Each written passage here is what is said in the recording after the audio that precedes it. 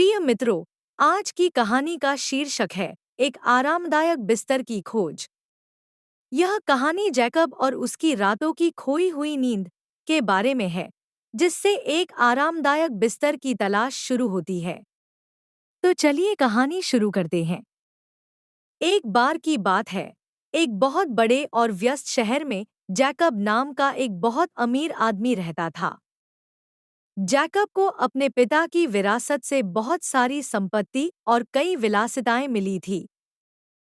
अपनी संपत्ति और ढेर सारी विलासिता के बावजूद जैकब को एक समस्या थी जिसने उन्हें काफी दुखी कर दिया था।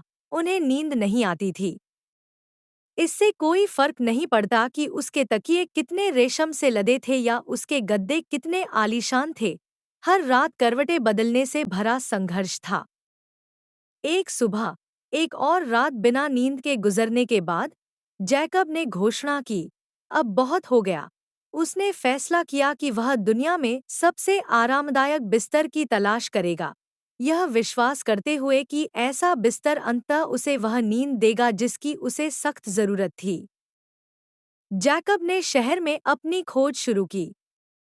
उन्होंने सबसे विशिष्ट फर्नीचर स्टोरों का दौरा किया और जो भी बिस्तर उन्हें मिला उसे आजमाया।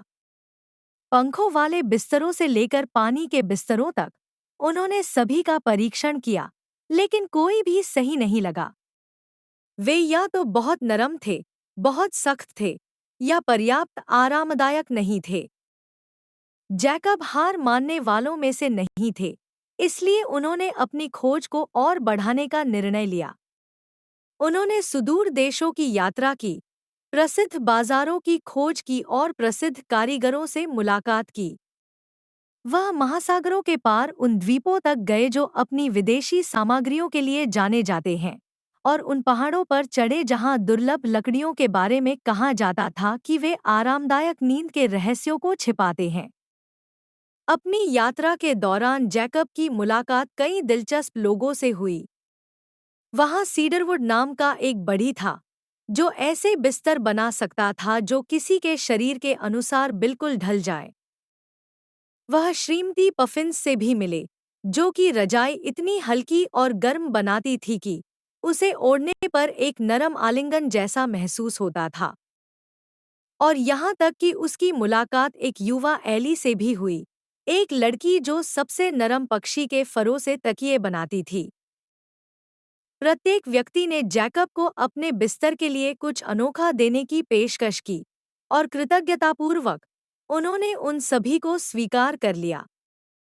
फिर भी जब उसने अपनी हवेली में सब कुछ एक साथ इकट्ठा किया, तब भी बिस्तर सही नहीं था।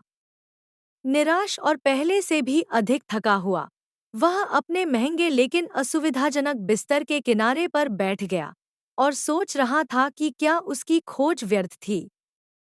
एक और बेचैन रात के बाद एक सुबह जैकब जल्दी उठे और अपनी हवेली के बगीचे में घूमने लगे। जैसे ही वह नौकरों के क्वार्टर से गुजरा, उसने देखा कि उसका नौकर थॉमस एक पेड़ के नीचे शांति से सो रहा था। जिज्ञासा बढ़ी, वह थॉमस से बात करने के लिए धीरे से वहीं इंतजार करने लगा।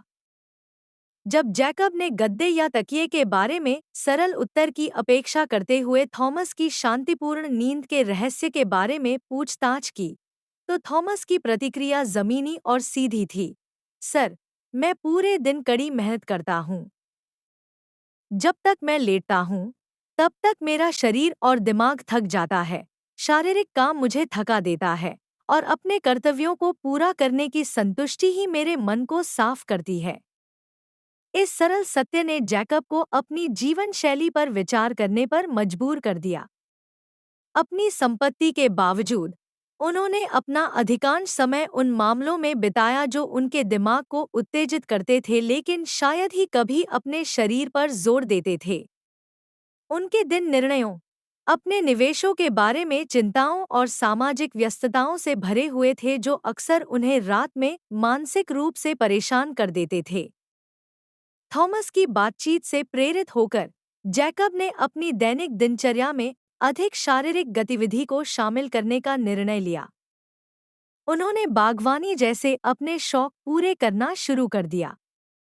अपना स्वयं का भोजन पकाने से उन्हें अपने नौकर थॉमस द्वारा नियमित रूप से भोजन तैयार करने के प्रयास के लिए एक नई सराहना मिली। यह इस बात की बहुत अच्छी याद दिलाता है कि कैसे व्यावहारिक अनुभव दूसरों के काम के प्रति हमारी समझ और प्रशंसा को बढ़ा सकता है।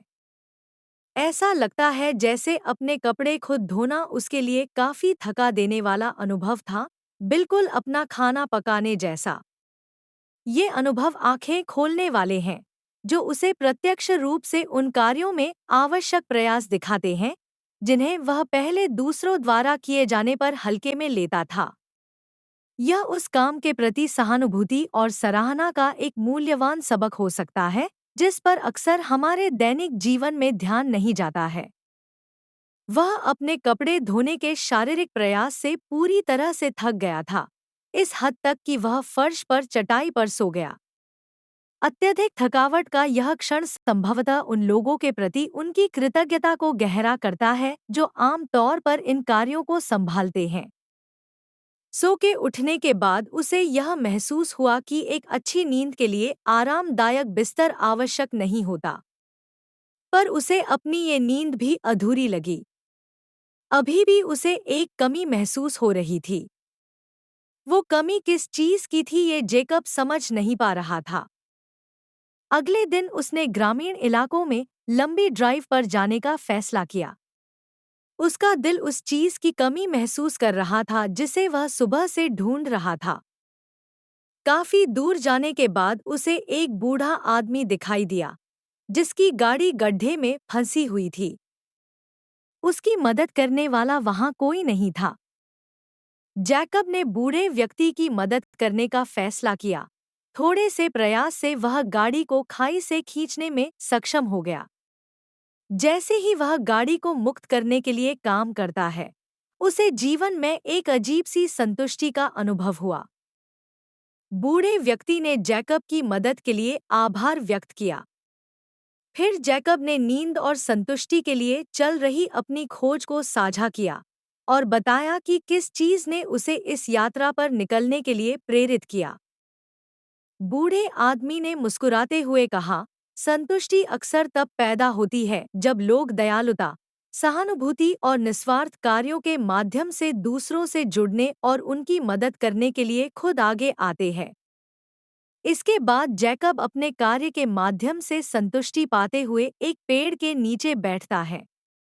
वह अब ये स्पष्ट रूप से समझ पा रहा था कि कभी-कभी संतुष्टि निस्वार्थ भाव से दूसरों की मदद करने से आसानी से मिल जाती है। जैसे ही जैकब बूढ़े व्यक्ति के साथ अपनी मुलाकात से संतुष्टि और सहानुभूति के सबक सीखता है, उसे शांति मिलनी शुरू हो जाती है जो कि उसके लिए कभी काल्पनिक थी। आखिरकार जैकब को पेड़ के नीचे सहजता से नींद आ गई। वो नींद इतनी शांतिपूर्ण और संतुष्टि भरी थी जो कि अवर्णनीय है। मित्रों, संतुष्टि निस्वार्थ दयालुता और सहानुभूति के छोटे छोटे कार्यों से आती है जिन्हें हम अपने दैनिक जीवन में दिखा सकते हैं। इस कहानी का अंग्रेजी संस्करण हमारे चैनल पर उपलब्ध है। नीचे विवरण में लिंक देखें। अगर आपको कहानी पसंद आई हो कृपया हमें लाइक, शेयर और सब्सक्राइब करें। हम जल्द ही और अधिक रोमांचक और शिक्षाप्रद कहानियाँ लेकर आ रहे हैं। ऐसे ही हमारे साथ बने रहिए।